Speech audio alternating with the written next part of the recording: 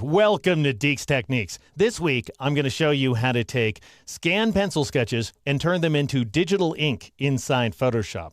Now, as an example, I offer you this. When I was a kid, I used to do this kind of frame-by-frame comic strip, mostly as an act of self-preservation, don't you know? And it was called Jerk and Jello. And the idea is, it's the escapades of this stick figure against this gigantic blob. And there's no dialogue or anything like that. It's just fight, fight, fight. But tragically, they all got confiscated by the teachers. And so I was relaying this story to my sons, telling them that this is something I did at their age. And they wanted to see one, so I drew one up. But I just used pencil. I had no desire to use ink for this project. Instead, what I decided to do was scan the artwork into Photoshop and then clean it up and turn it into, as I say, digital ink inside that program, which is a heck of a lot easier than applying manual ink. Here, let me show you exactly how it works.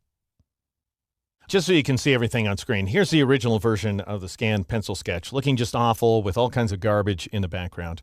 Here's the version that we're going to create in this movie with the nice black pencil lines and, of course, the background cleaned up as well and some redrawn details and so forth. And then in a future movie, I'll show you how to set this whole thing against a graph paper background with these heavy horizontal lines that help us to better follow the frames so that we're more aware of the narrative associated with the cartoon. So I'm going to switch back to my original pencil image, and I'm going to scroll in on this detail here. And you can see that I've scrolled into 300%. But what I want you to note more than anything else is not only do we have some very weak shadow details, but they're very colorful as well. So the scanner's made up all this color inside of this RGB image. And if you were to check out the channel information there in the channels panel, you would see that the red channel and the green channel are in much better shape than the blue channel. So what we're going to do is deepen up the blacks inside of the image as well as remove the color by combining just the red and the green channels using a channel mixer adjustment layer. So if you're working along with me, press the Alt key or the Option key on the Mac, and then click on this little black-white icon at the bottom of the Layers panel and choose the Channel Mixer command. Because you have the Alt or Option key down, that invokes the New Layer dialog box. Go ahead and call this layer B and W and click OK. Then, here inside the Properties panel in CS6, this would be the Adjustments panel in CS5 and earlier, turn on the Monochrome checkbox, and that will immediately remove the color from the image, as you can see here. And now we're mixing, notice this, by default 40% red along with 40% green and 20% blue, which adds up to a total of 100%. So we're maintaining a consistent luminance level. We want that blue out of there. So take that down to 0. And then normally what you do is compensate for the 0% blue by taking both the red and green values up to 50% apiece, so we still have 100%.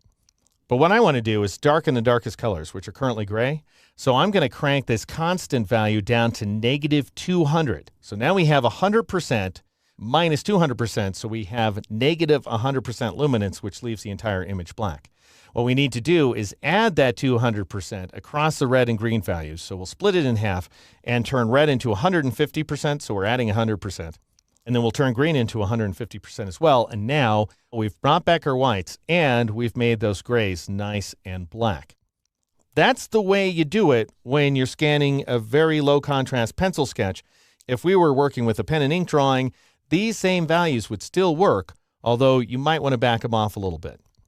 Completely up to you. I'm going to go ahead and zoom out by pressing Ctrl-0 or Command-0 on the Mac. And I'm going to zoom in on another location inside this image. This area where Jello is getting very angry indeed, as you can see. You may note that we still don't have really great black details. So I'm going to add another adjustment layer by pressing the Alt key or the Option key on the Mac, clicking the black-white icon, and then choosing Levels this time around. Again, that'll bring up the New Layer dialog box. I'll go ahead and call this new layer Blacks and click OK. And then inside the Levels dialog box, we want to go ahead and make anything that's medium gray or darker black by taking the black point value up to 128, and then you can leave the other two values alone. This assumes, by the way, that your background is absolutely white, as it is in my case. All right, now I'm going to hide the Properties panel. Another remaining problem, in case you can't see it there, is all of these horrifying JPEG artifacts. So this particular consumer scanner gave me two options for saving the scanned image, either JPEG or PDF, which you would think would work better, but still goes ahead and applies JPEG compression. So we need to get rid of those compression artifacts using a filter, which means we want to go ahead and convert our scan to a smart object because that way we can apply the filter as a smart filter. In my case, I'm going to click on the background because that's my scan to make it active. Then I'll double click on it to bring up the new layer dialog box. And I'll call this layer scan and click OK. Then I'll go up to the upper left corner of the layers panel, click on the flyout menu icon and choose convert to smart object. Now at this point we can apply smart filters, and the filter we want to apply is here under the filter menu. Then you go down to noise and then you choose this command despeckle, and I want you to watch what happens on screen. We go from all this weird random noise around the edges to just about nothing. Almost everything goes away. The problem is that we gummed up the blacks. So this is before, by the way, and this is after. The solution is to scroll down to the bottom of the layers panel and double click on the little slider icons to the right of the word despeckle in order to bring up the blending options dialog box, and then change the mode from normal to lighten, and that'll bring back our blacks while still hiding those compression artifacts. Then click OK. I'll turn off the smart filters. This is before, and I'll zoom in here. And then if I turn the smart filters back on, this is after. Now, if you still feel like the JPEG artifacts are too extreme, you can apply a second helping of despeckle if you like. However, I will tell you that starts to erode the blacks, and you're going to be left with more fragile line details. Now press Control-0 or Command-0 on the Mac to once again zoom out. We need to clean up some of the edges here. You can see now very clearly that the paper was scooted up and to the left a little bit, so we're seeing the area around the page in the background along with a little bit of a shadow. To clean those up, click on that blacks layer, which is that levels adjustment layer. Press Control-Shift-N or Command-Shift-N on the Mac to create a new layer, and I'm going to call this one Cover Up, and then click OK. And using the rectangular marquee tool, I'm going to drag down like so in order to select that right side of the image, taking care not to drag over any portions of the artwork. And then I'll shift drag like so, and I'm going to press the spacebar key in order to move that marquee down just a little bit because I don't want to cover up this impact line right there. I'll drag all the way over to the right-hand side so that we're selecting both the bottom and right side of the image.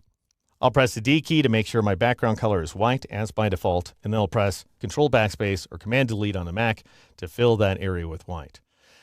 Press Control 1 or Command 1 on the Mac to zoom into 100%, and then you press the Home key near your numerical keypad in order to scroll to the top left corner of the image. And then you look for junk and you select it. Like this is garbage right there, and this is some more garbage. You select both areas, and then you press Control Backspace or Command Delete to fill them with white. This guy needs to go as well. Then to scroll over one screen, you press Control Page Down. That would be Command Page Down on the Mac. Everything looks okay here, so I'll press Control Page Down or Command Page Down again, and I see this bit of garbage, and I'll press Control Backspace or Command Delete on the Mac to fill that with white. Now I want to go down, so I've gone over one row of screen images. Now I want to go down one screen by pressing Page Down by itself. And that is quite the goober right there, something big and grimy on the glass, I'm guessing. So I'll select it again with the rectangular marquee, and I'll press Control Backspace or Command Delete on the Mac to fill it with white. And then we want to go the other direction, Control Page Up or Command Page Up on the Mac. Looks like that guy right there needs to go. And then Control Page Up or Command Page Up again. Everything's looking pretty good here, I think. Page down in order to go to the next row. Then Control Page Down or Command Page Down on the Mac, and we've got this weird line. And so this time I'm going to paint away the debris using the brush tool, and I'll press the X key to switch the foreground color to white this time, and then I'll just go ahead and paint in white. And even though this isn't, necessarily the world's best piece of artwork here, we do want to take it easy and make sure that we don't harm any of the good details. So I'm just trying to paint above Jello's face and his tongue and so forth, and taking care not to harm things. This looks like something that needs to go away right there. Since I'm already armed with a brush, I might as well keep painting. Then I'll press Control Page Up or Command Page Up on a Mac in order to scroll along the bottom of the image here. And I'm going to reduce the size of my brush and paint that guy in, and then press Control Page Up or Command Page Up once more. I'm now looking at the bottom left corner of the image. I've got a bit of a problem there, so I'll press the M key to select my rectangular marquee tool, select that region, and press Alt Backspace or Option Delete on the Mac to fill it with white. I'll zoom all the way out here. And I want you to notice this row right here, frames 9 through 13. You can see that the whole thing starts because Jerk kicks what he thinks is a rock, and it turns out to be a compressed version of Jell-O who starts to emerge and then get very angry.